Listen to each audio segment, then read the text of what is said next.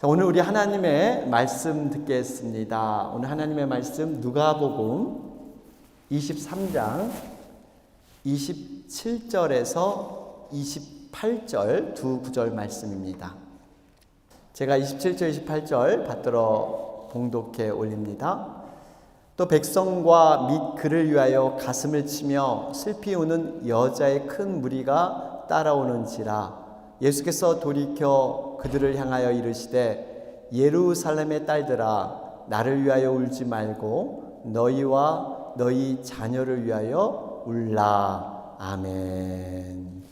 할렐루야. 예, 반갑습니다. 여러분, 드디어 5월이 되었습니다. 5월 하면 떠오르는 것이 실록의 계절, 이런 말들이 떠오르죠. 5월을 가만히 이렇게 주변을 돌아다 보면요, 생명의 신비한 그러한 능력을 우리는 보게 됩니다.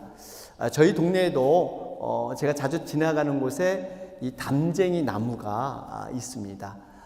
겨울이 되면 여름에 그렇게 푸르고 풍성했던 잎사귀가 다 떨어지고 오직 앙상하게 마른 마치 실처럼 얇은 나뭇가지가 벽에 딱 이렇게 붙어 있습니다.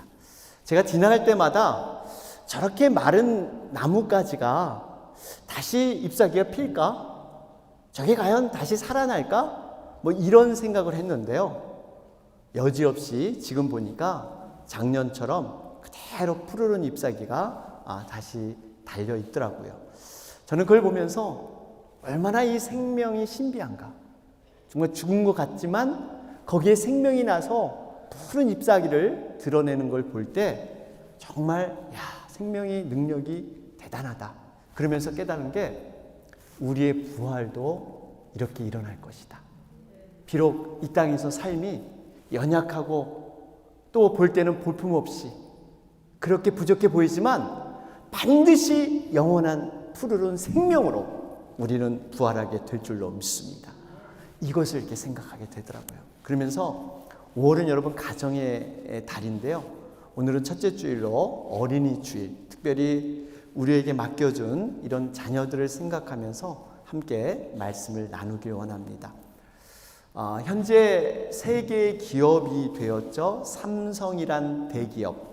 이 대기업을 일궈낸 사람이 고 이병철 회장입니다.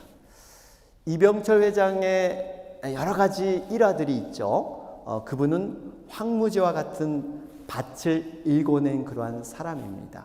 기업인으로서 안 되는 것을 되게 했던 그런 많은 일화들이 그에게 남겨져 있습니다. 이러한 불굴의 의지, 하면 된다라는 그렇게 성공했던 그가 자신의 뜻대로 안 되는 세 가지가 있다. 소개를 해서 예전에 화제가 된 바 있습니다. 그 자신의 뜻대로 안 되는 세 가지가 무엇이었습니까? 첫 번째가 골프, 두 번째가 미원, 세 번째가 자녀 교육. 요 세 가지가 자기의 뜻대로 안 된다, 이런 고백을 했어요. 아마 여러분 골프 쳐보신 분들 아실 거예요. 아주 작은 공을 어떻게 치느냐에 따라서 모든 스코어가 달라집니다. 그날의 컨디션, 그날의 감정, 그날의 날씨, 바람, 또 내가 누구와 같이 골프를 치느냐, 여기에 따라서 스코어가 달라지죠. 될 듯 하지만 쉽게 되지 않는 것. 여러분, 이게 바로 골프의 모습입니다. 또 이 이병철 회장은 당시 조미료의 선두주자였죠. 미원. 이 미원을 따라잡기 위해서 제1제당에서 미풍을 개발했는데 뜻대로 되지 않았어요. 그리고 마지막이 바로 자녀 교육이었습니다. 자신의 뜻대로 한번 자녀들을 잘 키워보려고 했는데 뜻대로 되지를 않았습니다. 아마 여러분들도 다른 건 몰라도 자녀들을 세상에서 자기 뜻대로 안 된다 하는 것을 아마 동감하실 겁니다. 여러분, 대부분의 부모님들은 자녀들에게 세상에서 믿음으로나 심성적으로 아니면 자기 분야에서 정말 잘 되기를 원하는 이런 마음들이 있습니다. 누가 여러분 자녀들이 안 되길 바라는 부모가 있겠어요? 모두 잘 되기를 원합니다. 열성 있는 부모님들은 자녀를 위해서 자신을 희생하면서까지 수고를 다합니다. 자녀에게 좋은 결과가 보이면 감사와 보람을 느끼지만 반대로 자녀를 위해서 나름대로 그렇게 희생을 하고 애를 썼는데 씨를 뿌렸는데 기대에 어긋나면 실망과 좌절을 느끼기도 합니다. 어쨌든 여러분, 자녀들은 부모의 뜻대로 그렇게 되지 않는 것 같습니다. 여러분, 성경을 통해서도 우리가 확인해 볼 수 있어요. 유대의 히스기야라는 왕이 있었습니다. 유대의 13대 왕이었는데요. 그는 유대 왕 중에 가장 훌륭한 왕으로 손꼽히는 왕이에요. 다윗 이후에 300년 만에 훌륭한 왕이 나왔다, 이렇게 평가할 정도로 히스기야 왕은 굉장히 좋은 왕이었어요. 그는 왕위에 오르자마자 전국에 있는 수많은 우상을 다 헐어버리고 하나님의 성전을 수리하고 종교 개혁을 단행했습니다. 그랬더니 하나님께서 복을 내려주셔서 그가 통치하는 동안은 주변의 많은 나라들과 전쟁할 때 승리케 하셨어요. 영토도 확장시켜 주셨습니다. 나라가 평안했습니다. 그런데 문제는 그가 죽은 후였어요. 히스기야 왕이 죽은 후에 그의 아들이 왕위를 이어받았는데 므낫세라는 왕이었습니다. 무려 55년간 나라를 다스렸는데 유대의 가장 악한 왕으로 기록되고 있습니다. 하나님 보시기에 하는 일마다 악한 행동을 했어요. 아버지가 헐어버린 산당을 다시 세우고 우상의 바알과 제단, 아세라 목상을 다시 만들었습니다. 그리고 더 기가 막힌 것은 하나님의 거룩한 성전에 이방신을 겸하여 섬길 수 있도록 그렇게 만들었어요. 정말 말 그대로 하나님이 싫어하는 일만 골라서 하는 왕이 바로 그 아들 므낫세 왕이었습니다. 결국 어떻게 됩니까? 므낫세가 나라를 다스리는 동안 유대는 완전히 타락을 하고 기울어지더니 결국 바벨론에 의해 멸망을 당하고 마는 이런 일이 일어나고 있습니다. 여러분, 이 장면을 생각해 볼 때 여러분 어떻게 생각하세요? 히스기야 왕이 아들인 이 므낫세에게 어떤 신앙교육과 인성교육, 자녀교육 이런 것을 안 시켰을까요? 분명히 어려서부터 그런 교육을 시켰을 겁니다. 아니면 적어도 아버지의 선한 모습을 이 므낫세는 어려서부터 눈으로 지켜보고 그는 배웠을 거예요. 그런데 어떻게 이렇게 훌륭한 아버지 왕 밑에서 이렇게 악한 므낫세와 같은 왕이 나올 수 있을까요? 여러분, 이것이 히스기야 모습만은 아니죠. 하나님의 마음에 합하다는 다윗도 어떻게 보면 자식 교육에 있어서는 실패자였습니다. 다윗은 여러 명의 부인과 많은 자식을 두고 있었는데 형제들 간에 간음의 사건이 일어나고요, 또 복수한다고 살인의 사건, 그것도 모자라서 이제는 아버지 왕위를 넘보는 반역을 일으켰던 사람이 다윗의 자녀들이에요. 여러분 한번 생각해 보세요. 자녀가 자기의 왕위를 뺏겠다고 덤벼들 때 여러분, 이 다윗의 심정이 어찌했겠어요? 다윗의 자녀 교육도 실패한 듯 보입니다. 또한 위대한 선지자 사무엘은 어떻습니까? 가정적으로 불행한 사람이었습니다. 늙은 나이에 두 아들 요엘과 아비야가 있었는데 사사로 세웠더니 웬걸 아버지의 길을 좀 따라갔으면 좋으련만 자신의 이득을 채우기 위해서 뇌물을 받고 타락한 그러한 사사로 전락해버리고 맙니다. 정말 이런 자녀를 뒀을 때 그 부모의 심정은 어땠을까요? 반면에 반대의 경우도 있어요. 악한 왕의 부모 밑에서 선한 왕이 나오는 경우, 방금 소개해드린 히스기야의 아들 므낫세라는 왕은 악한 왕이었다 그랬죠. 그런데 그 아들이 아몬이었는데 이 아몬이란 왕도 역시 아버지를 꼭 빼닮아서 아버지가 하는 대로 악한 왕이었습니다. 그런데 신기하게도 이 아몬이라는 그 아들이 요시아예요. 요시아는 아주 개혁을 잘하고 하나님이 칭찬하는 그런 왕이었죠. 우상제단을 다 없애버리고 하나님의 성전을 다시 세우고 종교개혁을 일으켰던 사람이 바로 요시야, 선한 왕으로 기록이 됩니다. 여러분 한번 생각해 보세요. 할아버지는 제일 악한 왕이고 아버지도 거기에 못지않게 그대로 악한 왕 아몬이었습니다. 그리고 그 시대는 당연히 하나님을 떠나고 타락한 시대고 죄가 죄인 줄 모르고 당연히 그렇게 살았던 그러한 시대였는데, 영적으로 타락한 시대였는데 어떻게 거기서 요시야라는 정말 이런 선한 왕이 나왔을까요? 여러분, 우리가 흔히들 자녀들은 들은 대로 본 대로 배운다 이런 말이 있죠. 그래서 자녀는 부모의 거울이다 뭐 이런 말도 있어요. 가정에서 이 자녀들은 부모를 놀랍게 카피를 합니다. 어떤 언어나 행동이나 작은 습관까지도. 그래서 우리가 때로는 문득문득 놀랄 때가 있어요. 나의 모습이 자녀들의 모습 가운데 발견될 때. 가장 슬플 때가 어때요?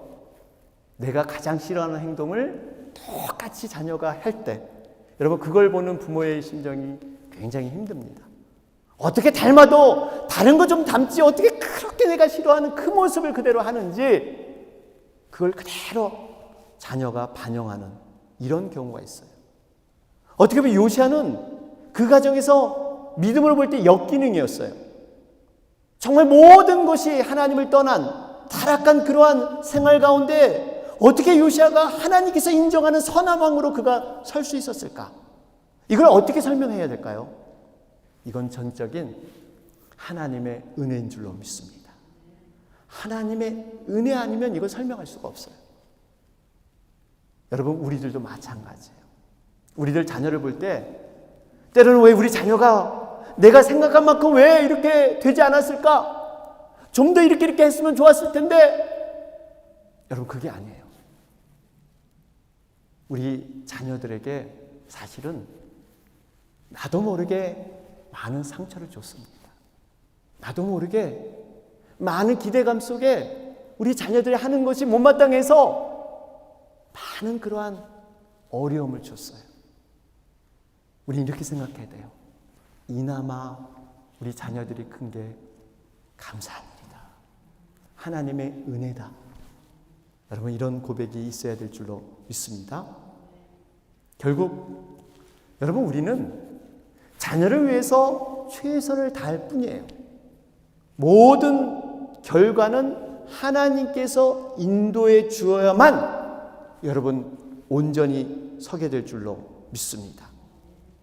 여러분, 한 가지는 그렇다고, 자, 결과는 하나님이 모든 걸 책임져 주시니까 우리의 어떤 책임, 부모로서 해야 될 도리, 이것을 내려놓을 수 있는 핑계를 삼을 수는 없습니다. 최선을 다해야 돼요. 분명히 하나님께서 우리 자녀에게 부모로서 해야 할 도리, 신앙의 교육, 삶의 본, 최선을 다하라 말씀하고 있지 않습니까? 루터는 말하기를 가정은 최초의 학교이며 부모는 최초의 교사이다, 이렇게 얘기했어요. 여러분, 가정이 최초의 학교예요. 우리가 좋은 학교 보낸다, 어떤 좋은 교회 보낸다, 이것으로 안심할 수 없어요. 가정이 학교라는 거예요. 가정에서 보고 배운다는 겁니다. 여러분, 성경에도 모세의 뒤에는 미디의 어머니 요베겟이 있었어요. 디모데는 미디의 어머니 유니게가 있었습니다. 이러한 기도의 어머니가 있었기 때문에 정말 믿음의 자녀로 온전히 세워져 간 거예요. 성경에 그런 얘기가 많습니다. 우리 주변에 봐도 그렇지 않습니까? 여러분, 믿음의 훌륭한 자녀들 보면 소위 믿음의 명문가 4대, 5대 내려오면서 전통적으로 그 믿음의 가정들 얼마나 멋있고 아름다운지 모릅니다. 여러분, 하나님께서 분명히 우리 부모들에게 말씀해 주셨습니다. 신명기 6장 6절과 9절 말씀을 보시면, 오늘 내가 내게 명하는 이 말씀을 너는 마음에 새기고 내 자녀에게 부지런히 가르치며 집에 앉을 때에든지 길을 갈 때에든지 누워있을 때에든지 일어날 때에든지 이 말씀을 강론할 것이며, 너는 또 그것을 내 손목에 매어 기호를 삼으며 내 미간에 붙여 표를 삼고 또 내 집 문설주와 바깥문에 기록할지니라. 분명 자녀를 위한 신앙교육 부모가 먼저 책임지고 쉬지 말고 말씀을 가르쳐라 이렇게 명령하고 있습니다. 그런데 우리가 가르치는 것으로 끝내서는 안 돼요. 우리가 과거에는 시범을 보였어요. 어떤 말로 교훈을 주고 가르쳤습니다. 그런데 지금은 시대가 달라졌어요. 우리가 함께 행해야 돼요. 그 본을 보여야 돼요. 가르치는 시대는 이제 지나갔습니다. 자녀와 더불어 함께 행하는 삶, 그걸 통해서 우리 자녀들이 보고 배우는 줄로 믿습니다. 그래서 우리는 철저히 최선을 다하는데 중요한 것은 나의 열심으로 최선을 다해서는 안 돼요. 하나님이 주시는 열심으로 우리가 최선을 다해야 될 줄로 믿습니다. 나의 열심으로 하다 보면요, 자녀가 기대만큼 결과가 나타나지 않으면 마음속에 섭섭함이 있습니다. 때로는 분노도 일고요, 때로는 실망감이 더 커질 수밖에 없어요. 온전히 모든 결과를 하나님께 맡겨야 합니다. 자녀들은 우리 소유가 아니라는 것이에요.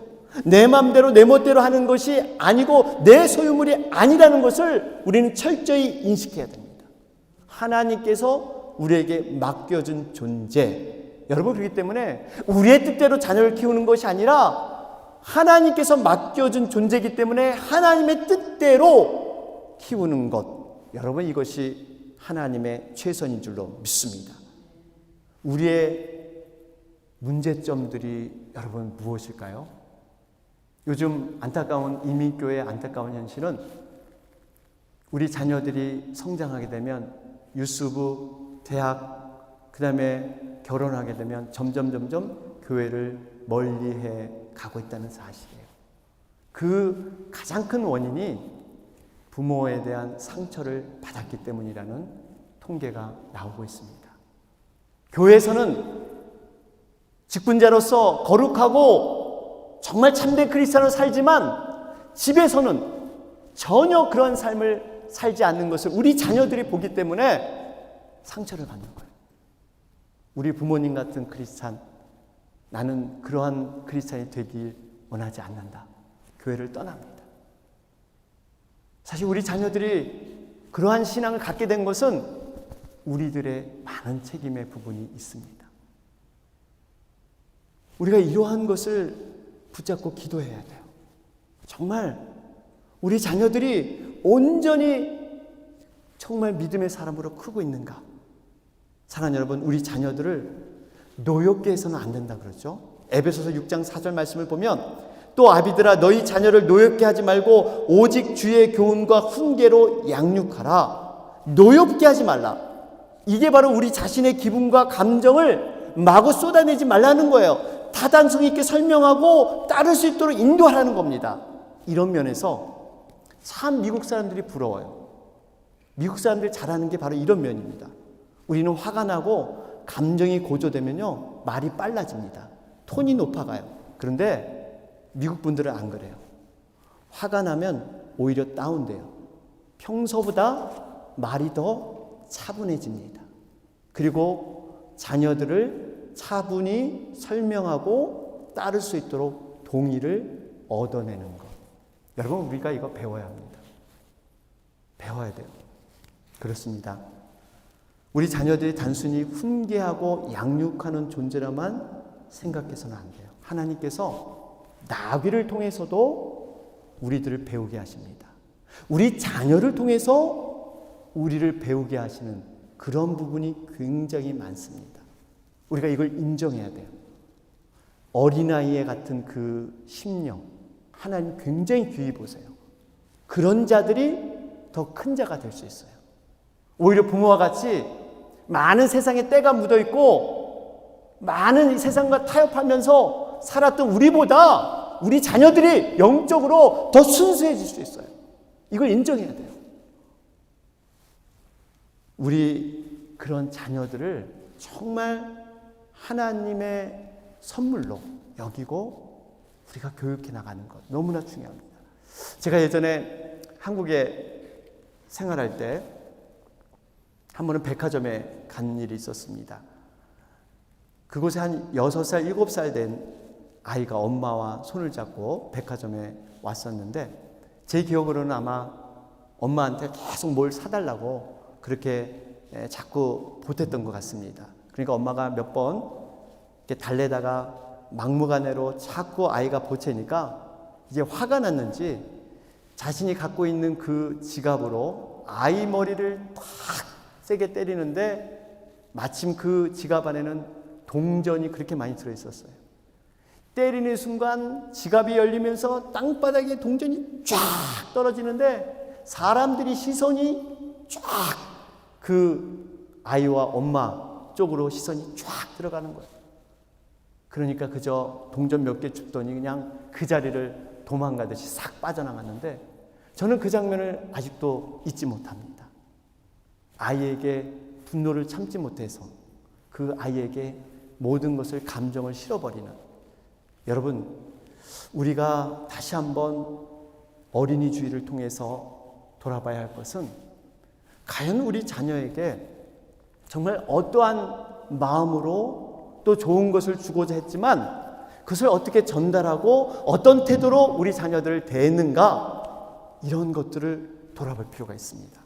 오늘 본문 말씀은 예수님께서 십자가에 못 박히기 위해서 끌려가시는 이런 장면이죠. 예수님은 밤새도록 심한 고문을 받으셨습니다. 정말 그 어려운 고문 때문에 무거운 십자가를 스스로 질 수 없는 그런 상황 가운데 구레네 사람 시몬이 십자가를 대신 지고 골고다로 올라가게 되는데 수많은 여인들이 슬피 울면서 예수님을 따라갔어요. 그러한 가운데 주님께서 슬피 울며 뒤따라오는 여인들을 향해서 의미심장한 말을 오늘 던지시고 계십니다. 예루살렘의 딸들아, 나를 위하여 울지 말라. 지금 예루살렘의 여인들이 울고 있는 이유는 무엇이었습니까? 예수님이 너무 불쌍해 보였어요. 가련해 보였습니다. 일종의 동정심이었어요. 그런데 그 주님께서는 오히려 나를 동정하지 말고 너희와 너희 자녀들을 위해서 울고 그것을 걱정해라, 이렇게 말씀하고 계십니다. 왜 이렇게 주님은 말씀하셨을까요? 앞으로 다가올 미래 세대, 그 미래 세대가 무서운 심판과 재앙, 여러 가지 믿음의 유혹이 더 가중되기 때문에 지금 예수님은 그런 말씀을 하시는 거예요. 여러분, 이 재앙을 받지 않기 위해서는 믿음으로 깨어있고 우리 자녀를 위해서 또 제 자신을 위해서 울며 기도해야 된다고 지금 말씀하고 있습니다. 어떤 재앙입니까? 누가복음 23장 29절 30절 말씀을 보세요.